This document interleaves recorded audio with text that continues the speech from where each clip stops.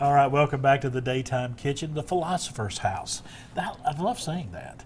It's got like a little hint of Harry Potter in it. Just a little bit. Just a little hint. We went back and forth on the name. It was hard to find a name that encompassed everything that the Philosopher's House is going to be. Well, let's talk about that. What is the Philosopher's House going to be? It's easy for me to say, but let's talk about that because you got some education components going on there. You got some classes. Talk to us about what's going to be happening. Yeah, so it's a liberal arts tea house, which means that about 50% is the tea house, and most of the community will interact with us as a tea house. Right. But the other half are all of the book clubs and classes and workshops and other variety of events that we will have going on throughout the house as well.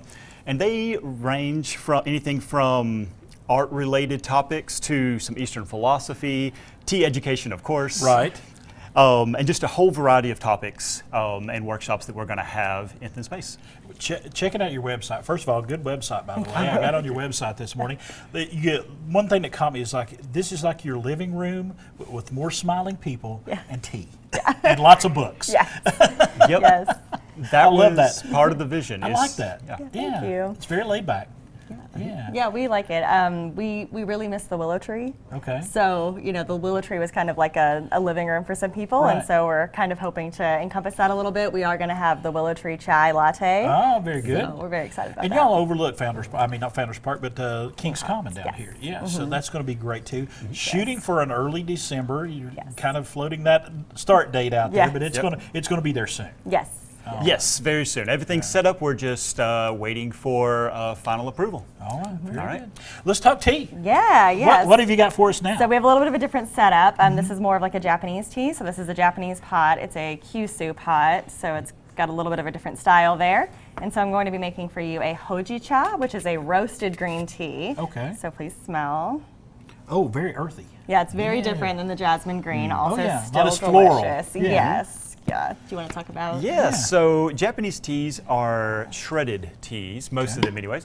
And so this is a Japanese green like a bancha or something that has been roasted. Okay. And so what you'll see what Jessica's doing right now is she is actually measuring out the water for 3 people. So she's pouring them into the cup so we know the quantity of water to use, and then she will pour that into the pot. I'm also just And warming the up tea is already in cups. the pot. Yeah. The tea's already in the pot. Yeah, I cheated and put it in there first.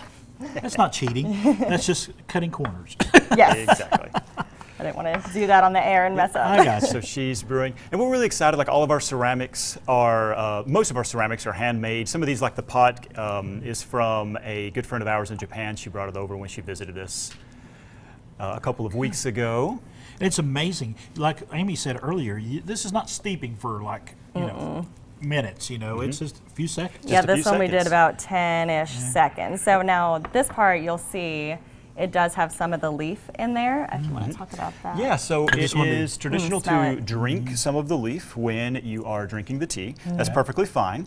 So let's go ahead and take a taste. Cheers. That's good. Yeah. Oh yeah, I love you get the a roasted hojicha. on more so than off the nose. You get the roasted when you drink it. Yeah. Yeah, and so it's not very bitter still. So it's very smooth. It does have like a little Very like smooth, roasty flavor, but it's not very like strong, right? So it's not going to hit you. So if you're not accustomed to tea, I don't think this is going to scare you away from tea. And as everybody, all of our viewers know, I'm not really a coffee drinker, but I think if you were a coffee drinker, you would enjoy this. Yeah, that is good. But it's really got a good flavor to it. Yep, it's one of my favorite winter teas. It's just so so hearty. You're right, it is hearty. yeah. That's a good word for it. Yeah. Yes, it is hearty. Yes. I Yeah, like so this. you can drink some of the leaf sediment that's in there, but you can also just like leave it at the bottom. Yep. Yep. And so you don't have to drink the rest.